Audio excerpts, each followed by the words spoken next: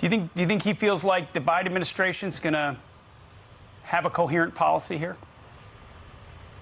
Well, listen, they need to, right? Obviously, I have been critical of them many times on your program, Pete, talking about their policy. I was openly supportive of them trying to get a peace deal between Israel and Saudi. But again, today is not the time for equivocation or trying to all sides the argument. Today is the time for both American parties to step up and support the state of Israel. And this administration has to look at their fundamentally flawed Iran policy. Listen, their Iran envoy is under FBI investigation right now and was relieved of his duties. There is something deeply and fundamentally flawed with this administration's Iran policy. And what you're seeing, by the way, at the end of the Trump administration, when I served under Secretary Mike Pompeo, what did we do? We had the Abraham Accords. That was 4 peace deals between Israel and Arab states, the first in 26 years. Within just a few months of the Biden administration, what did you see happen? Hamas started attacking Israel again. Now we have the war in Ukraine. And now, we're seeing this today, which I think could get incredibly messy, especially when you think about, again, Pete, you were explaining so well to the audience. Lebanon, Hezbollah is another terrorist organization controlled and funded by the Iranians. Israel went to war with Lebanon in 2006. That was a dangerous and costly war. If it spreads to Lebanon, it risks the chance, and I can tell you in the Middle East, the Middle Eastern leaders that I'm talking to here are concerned that this could spread to an open conflict. Right now, it's a proxy conflict between Israel and Iran, with Iran backing these attacks today.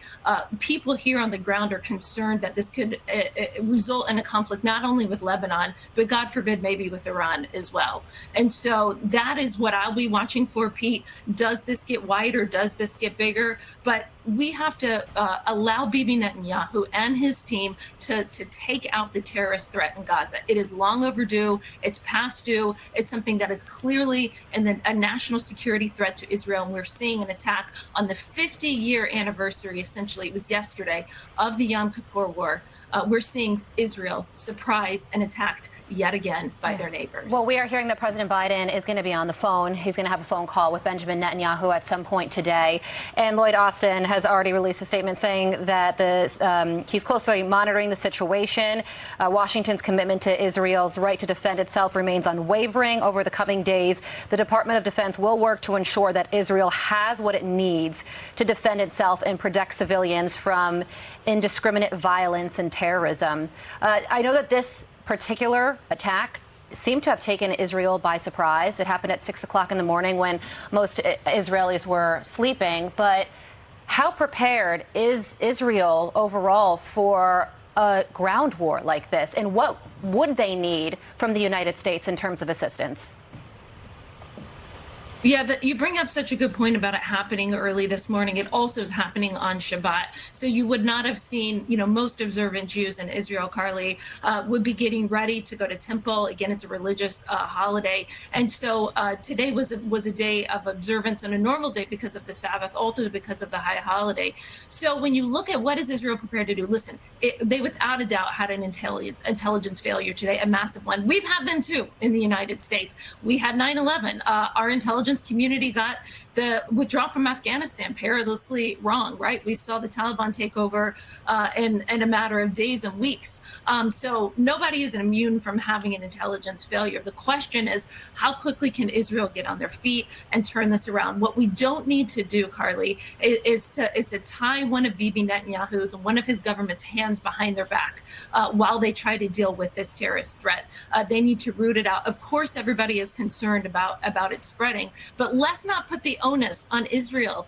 If something happens with Lebanon or with Iran, Israel did not start this fight today. Hamas terrorists started this fight today. And so we need to back and support our ally in front. Listen, if we had a situation like Gaza, where we had terrorist attacks on a daily basis coming from, Canada or coming from New Jersey or something like that, that would be an intolerable situation for the American people. Why do we expect the Israeli people to live with this terrorism? Why do you expect the Israeli people to be comfortable with the fact that terrorists can come in on gliders, record themselves, and go in and shoot up families and burn buildings and take hostages into Gaza, into the tunnel?